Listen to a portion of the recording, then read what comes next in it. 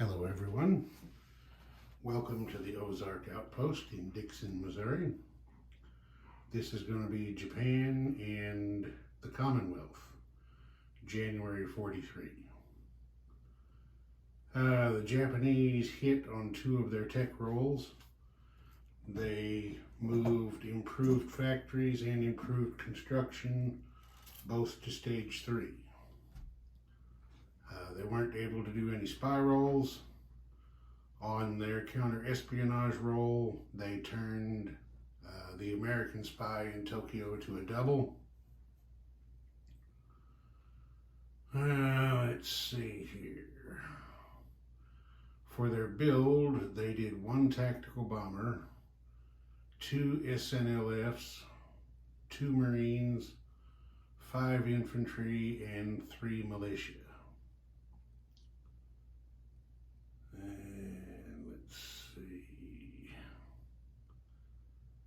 They weren't able to do any spy actions.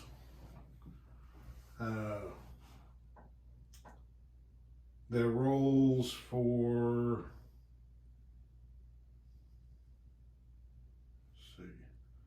their roles for the British and American double agents were no action. The Soviet double agent rolled misleading research, which the Japanese used to kick the Soviets' improved factory research from stage 3 back to stage 2.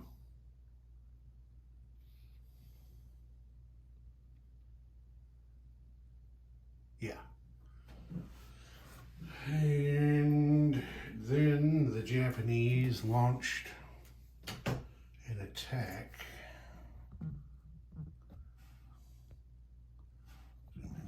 There we go.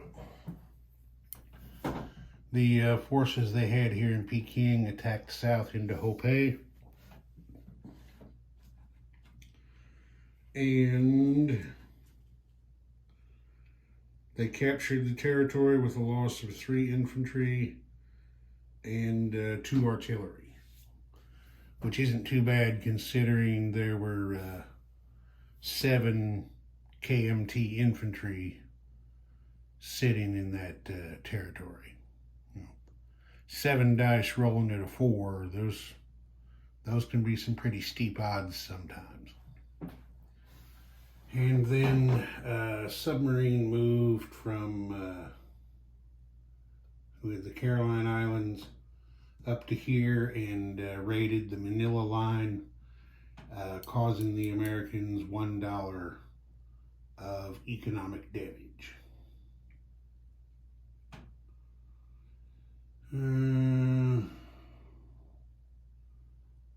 that was it for the Japanese. They moved, well, that was it for their combat. Now their non-combat,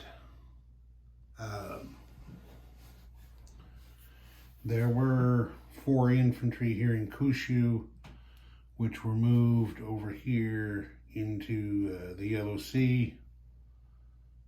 2 infantry were dropped here at Rihe, and 2 were dropped off in Peking to help garrison those territories. Then, I think I forgot to mention as part of the build, of course, you know, since they're at war with the United States, the Japanese got to put 3 light carriers on the production chart. 1 in the place units box and the other 2 in stage 2. Now, for their non-combat moves, just about all of the Imperial fleet moved over here to the Pacific Ocean proper off of Tokyo. Let's see, on this, well, you can see they've got 2 fleet carriers and a light carrier here. And then on that task force card, they've got another fleet carrier and another light carrier. with a combination of 3 tactical bombers. They've got 2 battleships, a battle cruiser, 4 heavy cruisers, a light cruiser, 3 destroyers, and 4 transports, along with a commander. So they got a pretty good force there. And of course, you know, you see the 2 SNLFs, the 2 Marines, the infantry at Tokyo, everybody just kind of waiting for next turn to load up and see where they're going. And then over here in the Yellow Sea, what the Japanese have there is 2 transports being escorted by a destroyer and a light cruiser. Well, you weren't able to see that. There. That one down there is the one I was talking about. And then just to keep you apprised of the general situation, this card here in Hopei contains a commander, 3 light tanks, 3 artillery, and 2 mountain infantry. So you combine that maybe with the guys down here in Shantung, and you've got a pretty respectable fighting force. Okay. I believe that is it for the Japanese. Yes. They collected, looks like,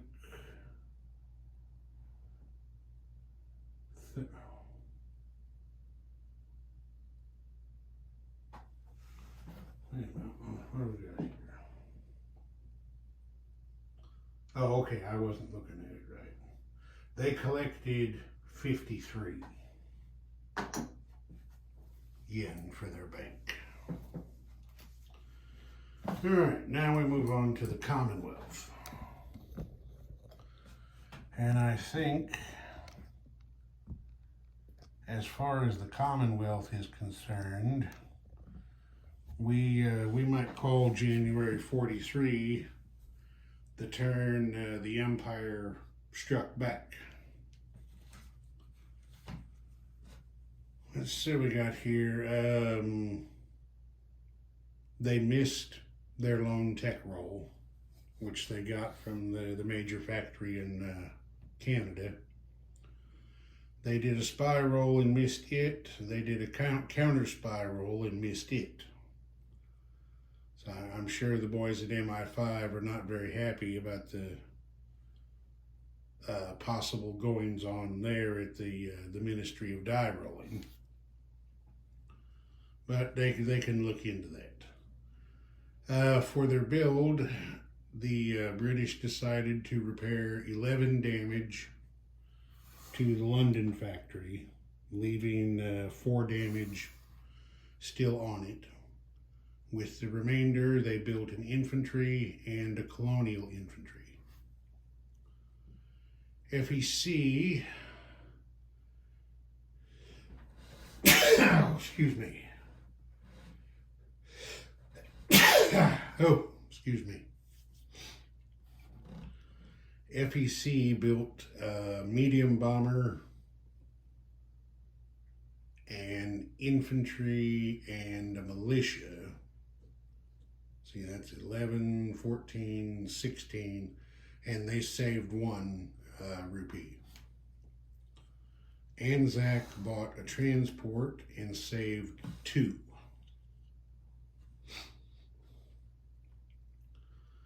Okay, then the Empire went to work.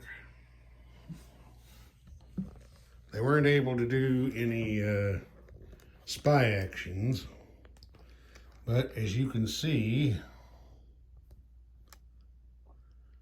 there are 3 enemy double agents in London: the German, the Japanese, and the Italian.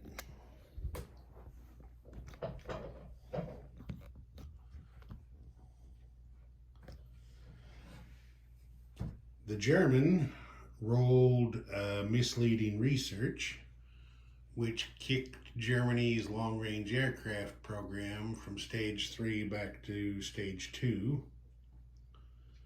The Italian rolled deception and disruption, and with that one, the British were able to choose one zone, land or sea, and in the chosen zone on Italy's next turn, they are not allowed to combat or non-combat move from that zone.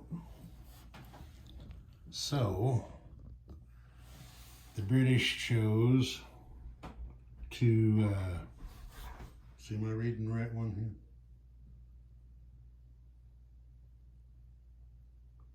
here? Yeah, Italy. The British chose to disrupt this sea zone where the Italian transports are at. So they're not going to be able to shift any forces around next turn from the home country. And then the Japanese double agent rolled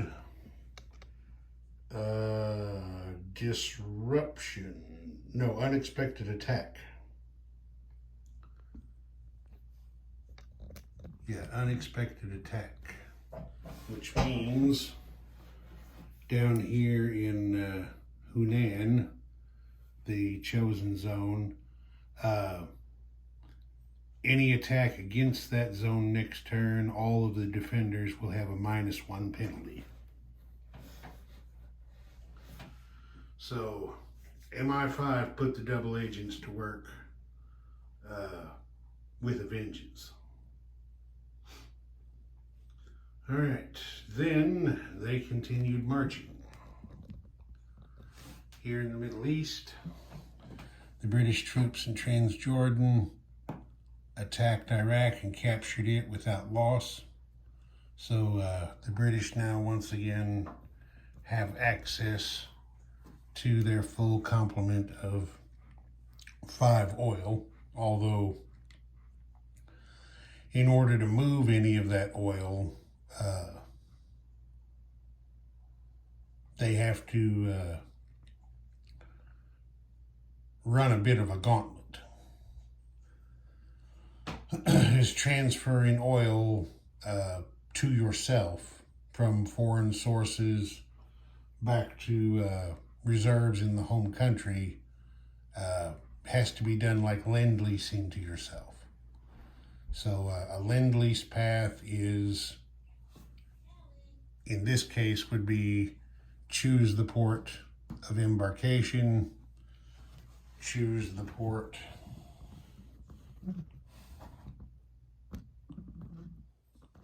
at the destination, and then follow the shortest path between the two.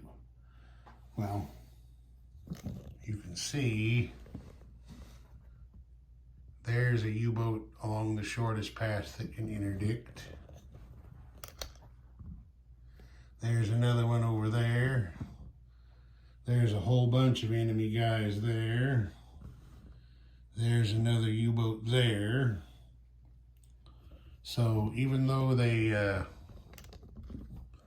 have access to it, and I may have messed this up on a couple of previous turns, even though they're producing, they've got one hell of a gauntlet to run to get that oil home so that it can be used. Now, I suppose it could be used, well, could it be used directly from those reserves? I would say for some stuff yes, and some stuff no. Anyway, this is the first time I've played this expansion. I'm still getting it ironed out how to do it.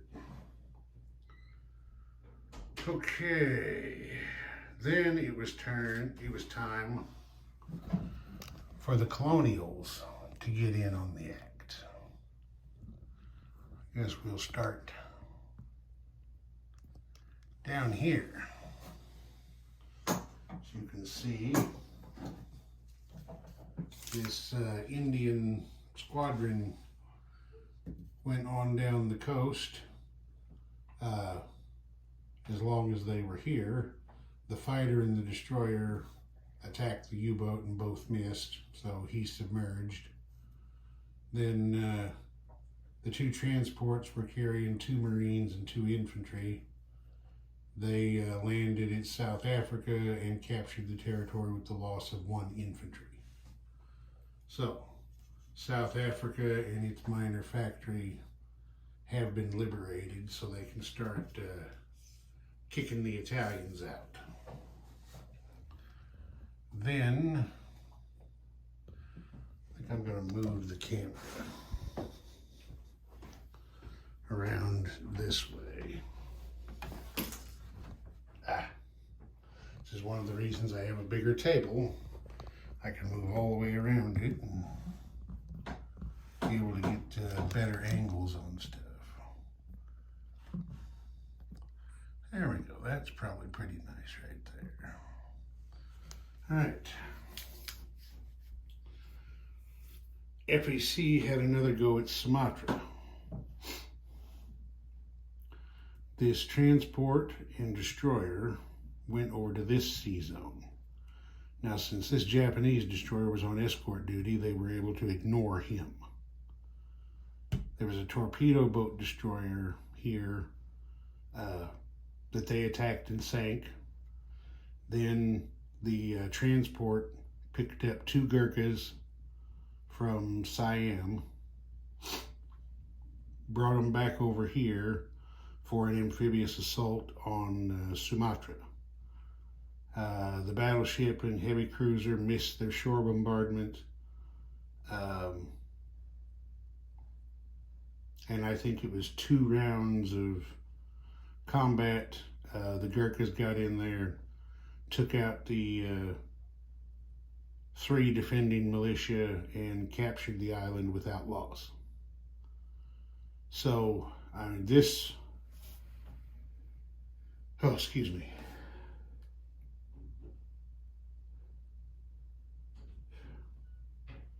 Felt like I was going to sneeze again. Anyway, this one cuts both ways pretty hard. The FEC picks up 2 rupees of income and 3 barrels of oil every turn. Well, the Japanese at the same time are losing that, and the Japanese really, I mean, they've got a pretty good reserve up there in the home islands, but they really can't afford to lose this oil, because they start trying to go up against the Americans with their capital ships, and they're going to burn through their oil reserve in no time at all. But anyway, captured there. The medium bomber has landed on Sumatra because I am playing the reinforced bases optional rule. All right, then Anzac wasn't about to be left out. They got in on the action here at Dutch New Guinea.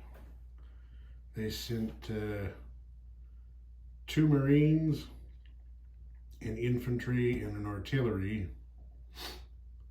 up here and captured the territory for the loss of 1 infantry. So there's another IPP and an oil well that produces 1 barrel per turn. That's been taken away from the Japanese and added to the FEC Anzac ledger. So this is a pretty hard hit for the Japanese, and they're, well, I mean, the tactical strategic situation's pretty easy to understand. Here's the Japanese fleet, just about all of it. And which way do you go? Do you go this way to engage the Americans and try to take out their fleet and buy yourself more time to try to finish the conquest of China, and then maybe go after these islands, maybe try to hit the west coast of the United States? Or do you turn away from the Americans and come down here to the Indies to try to recapture and reinforce your base of supply? Because this down here is the fuel that is keeping the Japanese war machine running. Without this, they will grind to a halt in a very short period of time, just as they did during the actual war. So, I have to watch down here and see what happens. I gotta stop right here. As I was walking by, I knocked a couple of guys over, so I gotta fix that.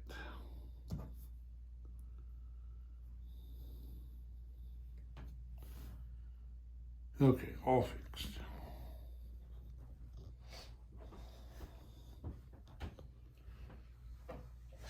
So I believe that was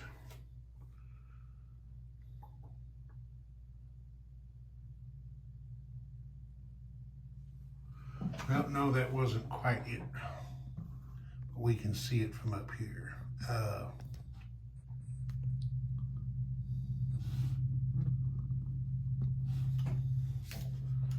This coastal sub raided the Tokyo line, did 1 damage, and then this British submarine right here hit the same line for 3 damage, a total of 4. So the Japanese had 53 at the end of their turn, and that's been reduced to 49 by convoy raiding. Okay, the UK spent 3 oil and produced 5, but as I said, their oil production is all down here, and they chose not to run the interdiction gauntlet. So the produced oil was kept in reserve down here, and for what they used this turn, they took oil from the reserve in northern England. And FEC Anzac broke even. They spent 5 oil and are now producing 5 per turn.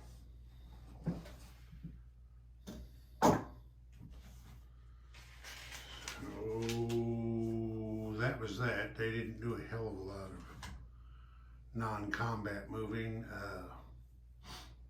Nothing really major to speak of.